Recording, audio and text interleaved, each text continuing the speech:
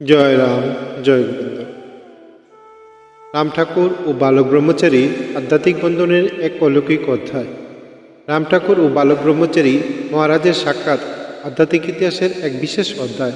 অসুস্থ রাম ঠাকুরের পাশে দাঁড়িয়েছিলেন বালক ঠাকুর, যার নির্দেশনায় রাম ঠাকুর সুস্থ হয়ে ওঠেন। এক মহাপুরুষের আরেক মহাপুরুষের প্রতি শ্রদ্ধা ও আধ্যাত্মিকতার গভীর সম্পর্ক এই অধ্যায় এই ঘটনাকে করে তুলে অনন্য।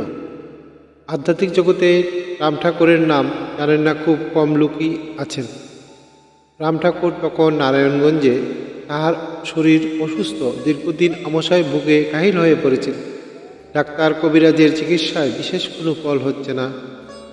কমলাপুরের বড় হোমিওপ্যাথিক ডাক্তার উমেশ মুখার্জির কাছে বালক ঠাকুরের সম্বন্ধে অনেক কথা তিনি শুনেছেন।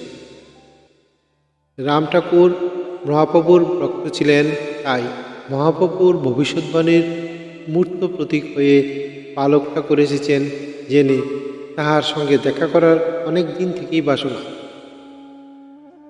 যোগাযোগ হয়ে গেল। রাম ঠাকুর যেই বাড়িতে থাকেন তার পাশের বাড়িতে নারায়ণগঞ্জের বালক ঠাকুরও উপস্থিত। অনেকেই বলে একমাত্র বালক ঠাকুরই পারেন রাম ঠাকুরকে সুস্থ করে তুলতে। উনি গেলেন পাশের বাড়িতে। শ্রী শ্রী ঠাকুর বালক ব্রহ্মচারী মহারাজকে দেখে অভিভূত হয়ে তিনি বলে উঠলেন, সত্যনারায়ণ, তুমি এসেছ? ঠাকুর এই অমায়িক নিষ্ঠাবান সাধককে ভালোবেসে ফেললেন। বললেন, অনেক সাধু সন্ন্যাসীর সঙ্গে আমার সাক্ষাৎ, আপনাকে বেশ ভালো লেগেছে।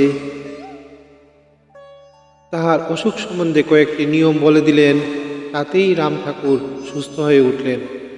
রাম ঠাকুর সাধারণত সবাইকে আপনি বলে সম্বোধন করতেন, কিন্তু শ্রী শ্রী ঠাকুরকে তুমি বলে সম্বোধন করলেন। তিনি নাম দিতেন, বীজ মন্ত্র দিতেন না।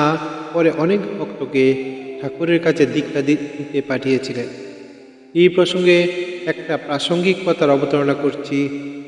1939 সালে রাম ঠাকুর শ্রী শ্রী ঠাকুরকে প্রথম থেকে বলেছিলেন, সত্যনারায়ণ, তুমি এসেছ? ঠিক এর 10 বছর পরে 1949 সালে এক চিঠিতে উনি লিখেছেন, বালক ঠাকুরকে নিয়ে আমার মূল্যায়ন সেদিন ভুল হয়েছিল। উনি নারায়ণ নন, নারায়ণ নির্মাণ করতে সক্ষম। পুস্তক সূত্র, ছোটবেলা থেকে সংক্ষিপ্ত জীবন কথা এবং রামনারায়ণ নামের গুরুত্ব। জয় রাম, জয় গোবিন্দ। হে গুরুদেব, আপনার কৃপায় জগতে সব মঙ্গলময় হোক।